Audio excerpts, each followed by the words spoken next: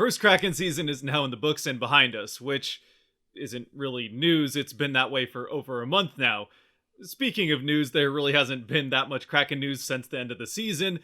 so there really hasn't been that much to talk about. With that having been said, the offseason is a time of change for every team, but especially teams like the Kraken, who are looking to have, let's just say, a better season next year. Of course, most of that change will come around the entry draft and free agency, but there's still plenty of time to speculate and look at the big picture changes that the Kraken will make, or at least should make before next season, if indeed they do want to have a better season in their second year as a franchise. So, in no particular order, here are 5 things that the Kraken will, or at least should, change before next season. And we might as well start with the one place that we actually have had some recent news, and rather significant news at that. And it also turns out to be the place that most people like to look at for the reason that the season the Kraken just had went the way that it did. And that would be goaltending. Now, as I've already said, there really hasn't been a whole lot of news surrounding the Kraken since the season ended, but there still were a few players that went over and played in the Worlds, including Adam Larsson, Morgan Geekie, and both goaltenders in Grubauer and Drieger.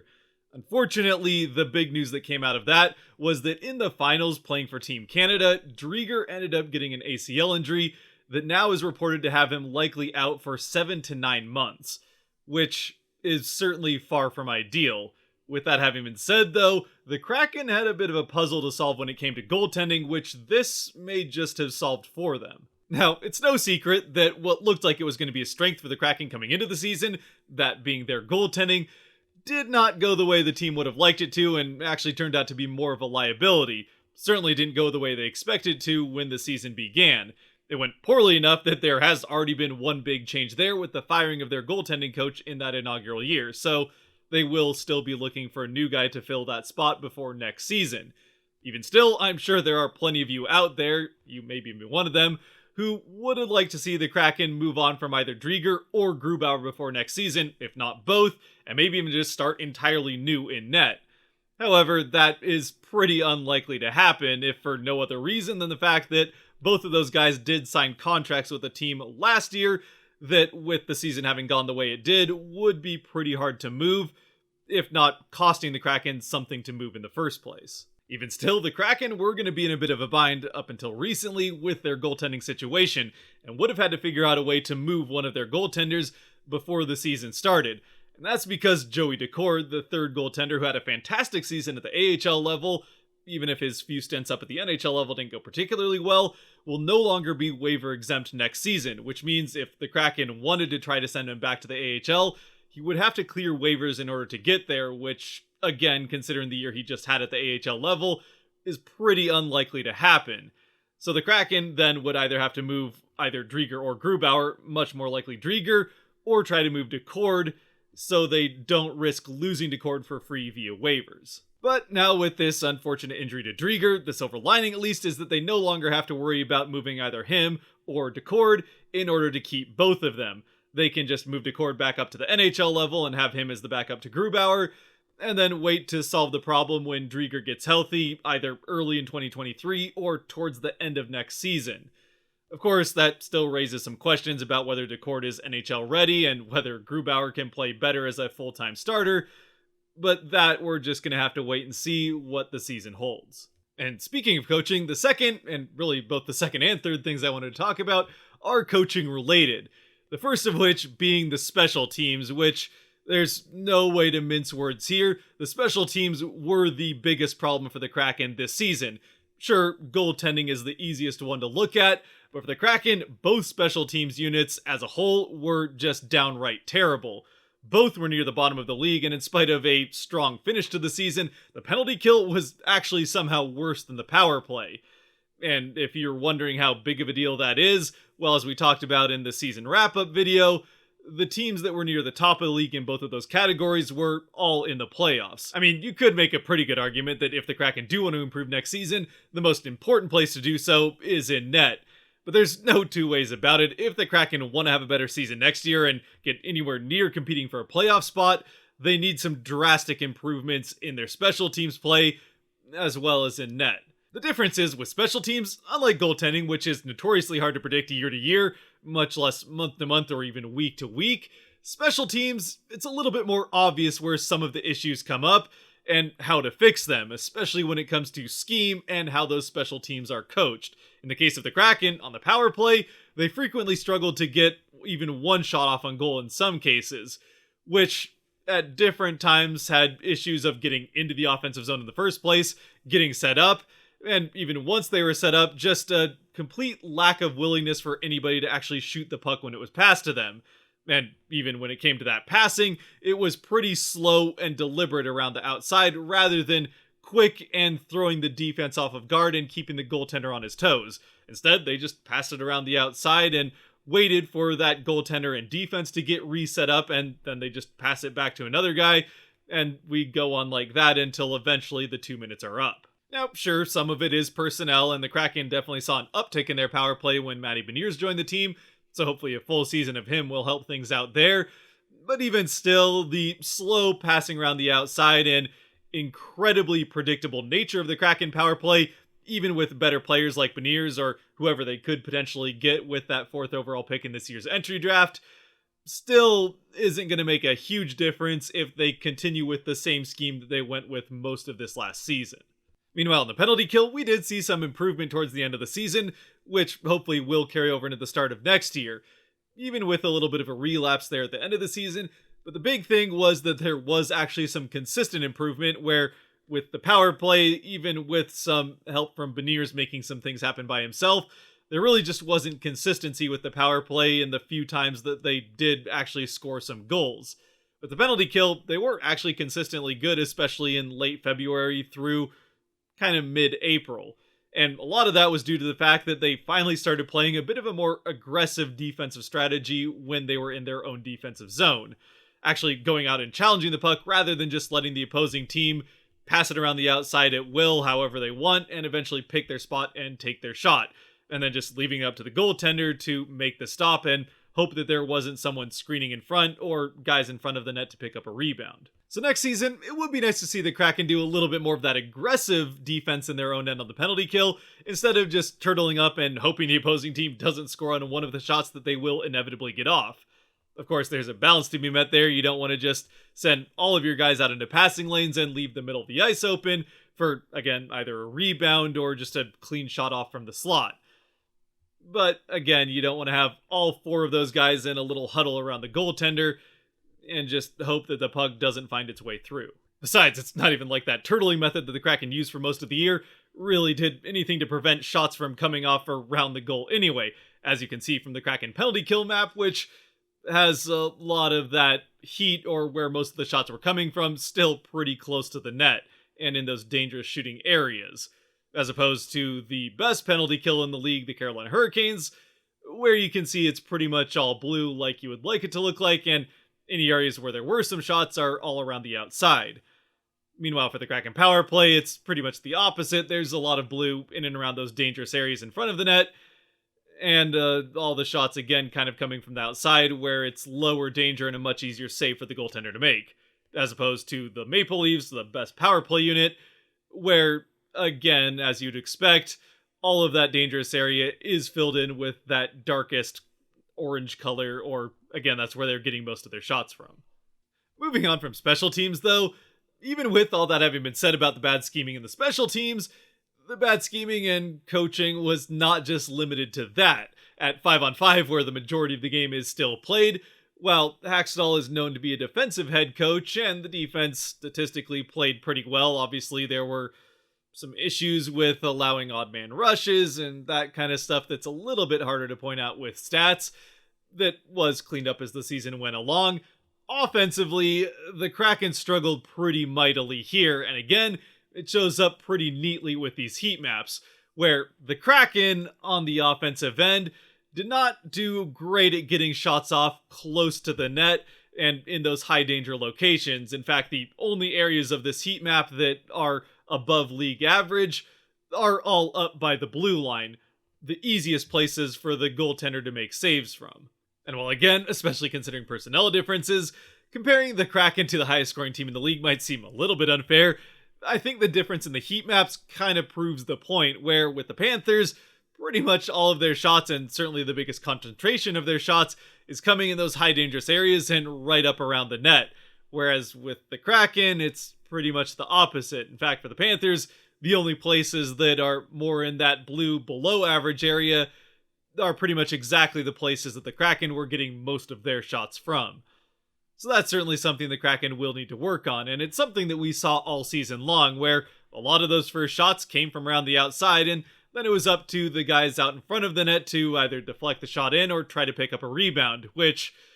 again, was relatively inconsistent in actually getting that to happen throughout the season. When the Kraken were able to have net front presence, they scored pretty well, and when they weren't able to get that net front presence, they had a hard time getting the puck into the net. So next season, either they've got to figure out a way to have a much more consistent presence in front of the net, or figure out a way to get some shots in more high danger locations. I mean, ideally we'd like to have both, but you got to pick your battles somewhere. Now, we can talk all we want about the things that the Kraken have to do differently from a coaching and scheming perspective next season, especially considering that the coaching staff isn't likely to change much more, other than that change at goaltender coach that we already talked about, before next season starts. If it doesn't go particularly well next season, we could start to see some changes midway through, but at least by the start of the season, I think we're looking at probably pretty much the same coaching staff going in. So then, we're not going to see much of this scheming change particularly obviously until we get into next season and see how things are playing out. Obviously, the biggest change then, or most obvious change that could be made here in the offseason, is with personnel. And that brings us to the fourth thing, and well, with free agency, there are some big names still out there, and we'll get to the guys that the Kraken could end up picking up once we get closer to the actual free agency period and knowing which guys actually will be available and which ones won't, which, again, there's still some time until that happens. There are some guys that are more or less likely to actually end up back on the team that played for the Kraken this last year, especially considering the number of RFA and UFA players that the Kraken either have to sign or not sign before next season. Now, limiting this to guys that played a good portion of the season with the Kraken, or at the very least a good portion of the end of the season with the Kraken, the only guy on the defensive end that I really have very much question as to whether or not he'll be on the team next year is Hayden Flurry, and at this point, I'm honestly kind of leaning towards the fact that he probably won't be on the team. And that's mostly because of the most of the season in the middle. At the beginning of the season, it seemed like he was getting a good look and being pretty confident until he had one bad game, seemingly lost the entire confidence of the coaching staff and Hackstall in particular, and then was much more in and out of the lineup, which clearly frustrated him and had a pretty big impact in the play that he had on the ice when he did get in the lineup. Honestly, it just really wasn't a very good season for him until he started to kind of once again be a consistent part of that lineup at the very end of the season. Even still, it was a fairly incomplete season, and I think he'd like to have more of a chance somewhere else, and I'm sure the Kraken could find a different way to fill that role, especially if he's going to require more in the way of salary, even if not that much more. On the forward end, though, there are a number of guys that either UFA or RFA will be needing new contracts before next season if they're to continue playing with the Kraken. And they range anywhere from a couple of guys that I'm pretty confident will be with the team to some question marks, and even a couple of guys that I think have probably played their last game with the Kraken, at least for now anyway. The two guys that I think are pretty confidently going to be with the team next year would be Ryan Donato and Morgan Geekie. Morgan Geekie, again, didn't have necessarily the season that we kind of believed he could have after the incredible preseason he had, and maybe the season he would have hoped for, but still, he's one of the Kraken's youngest players, and there is a good amount of talent there that the Kraken could make good use of, and we'll probably sign him to a 1 or 2 year deal to see what he has over these next couple of years. With Donato, it's clear that he had a breakout season for the Kraken, his best season in the NHL in all sorts of different ways,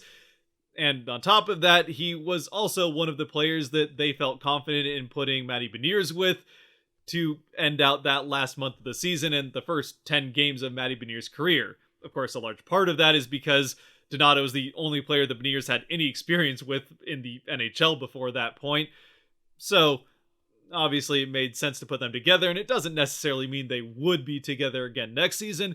But on top of just his connection with Beniers, Donato was one of the few players that the Kraken had this season that was willing to shoot first, which, considering their issues on the offensive end, is something that they could use more of and not less of. And sure, the defensive part of Donato's game could use some work and honestly might never be even league average,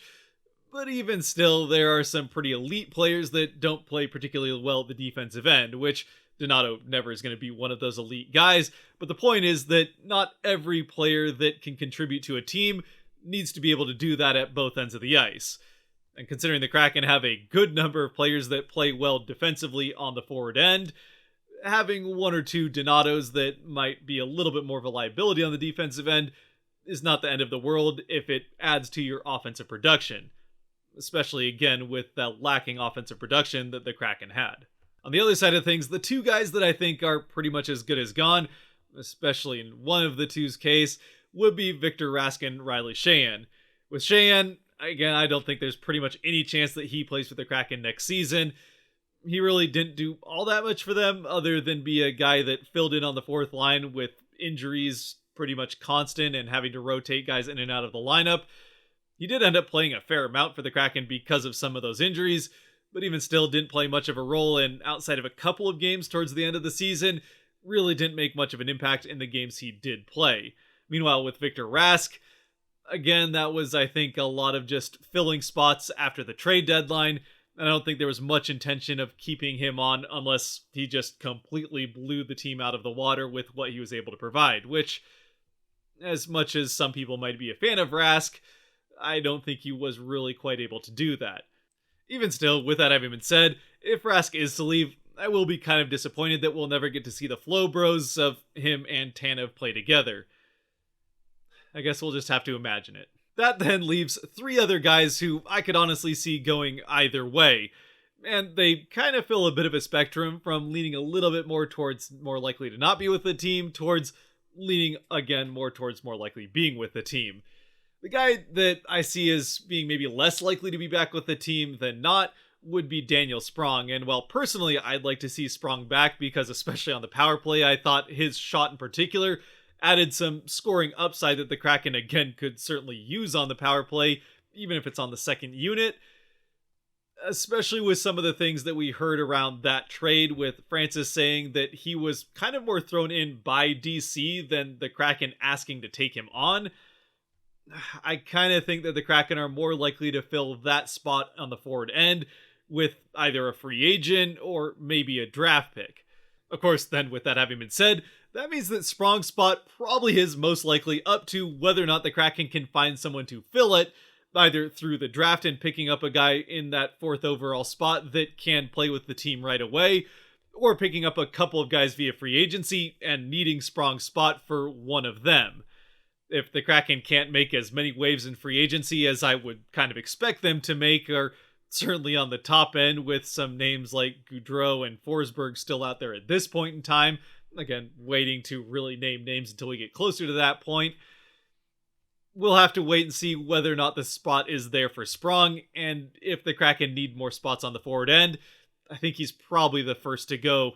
beyond, of course, Rask and Sheahan. Of course, also keeping in mind that one of those spots on the forward end will be going to Tanev coming back from injury, and that at least one, if not two of them, could also be going to guys that the Kraken will be giving chances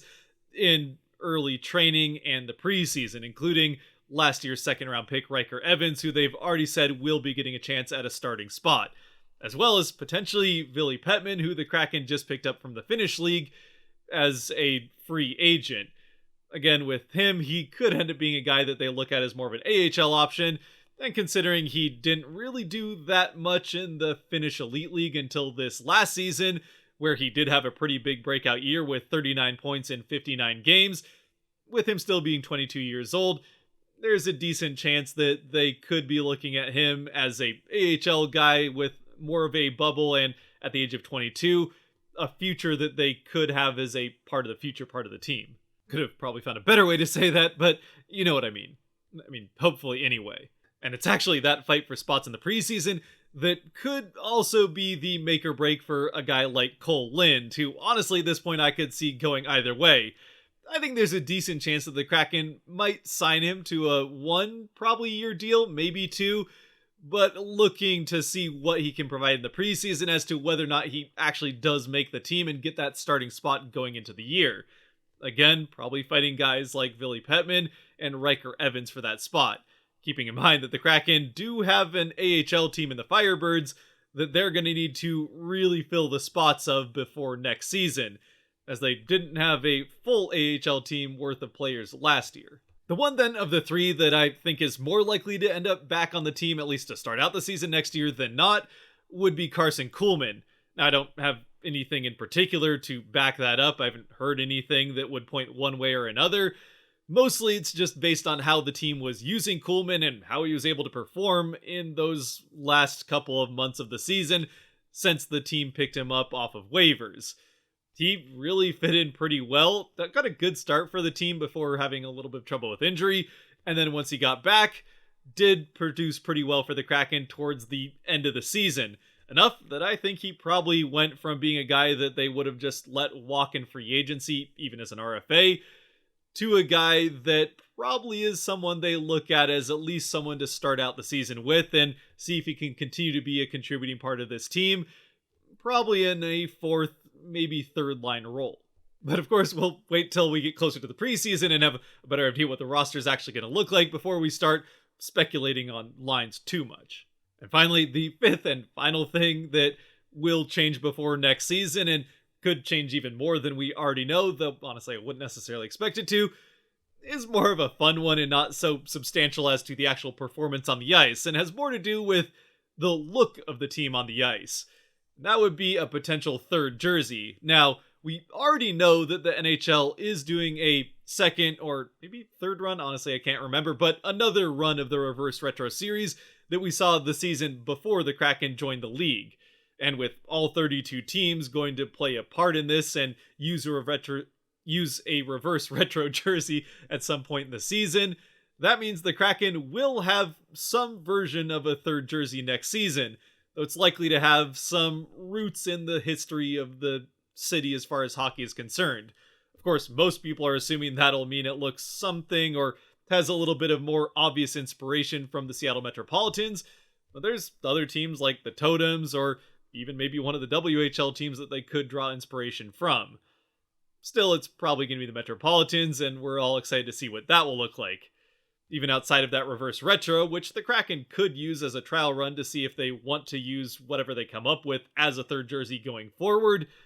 there's still the potential of coming up with a true third jersey on top of it.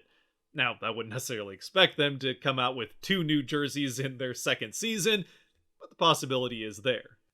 Even still, with that having been said, with their reverse retro, assuming the Kraken do go that most obvious route of using some Metropolitans theme, it still leaves the question of whether or not they go, say, a Metropolitan-style jersey with Kraken colors, or a Kraken jersey with Metropolitan colors, or some more mix-and-match version of those two combined. Now, I wouldn't necessarily expect that the Kraken go full Metropolitans jersey, at least not yet. I could definitely see that happening down the road for a Stadium Series type of jersey. But again, I think we're all kind of excited to see what this third jersey will be, and maybe less excited for what it means for our wallets down the road. Still, I'd love to hear your thoughts down in the comments section about what you'd like to see that third jersey or reverse retro end up being, or just your thoughts on any of these things or other things that you'd like to add to this list, what you would most like to see the Kraken change going into this second season. Until then, we've still got the Stanley Cup Finals to enjoy, which, as someone who's been an Avalanche fan up until these last couple of years, or really just this last season, yeah, I'm excited for the Stanley Cup Final to say the least. Until next time, though, thanks for joining me for this one. If you made it to this point, thank you very much for watching. If you did like or enjoy this video, there are buttons for that kind of stuff down below that help support the channel. And hopefully we'll get some banner stuff going. I did say I was going to do that. The season's been a little bit disappointing, so that kind of slowed that roll a little bit. Maybe that'll still happen, but we've got plenty more of those fan reaction videos, even though they haven't been getting a ton of traction still to go. Either way, until next time, whatever it might be, stay safe out there, be good to each other, God bless, and go Kraken.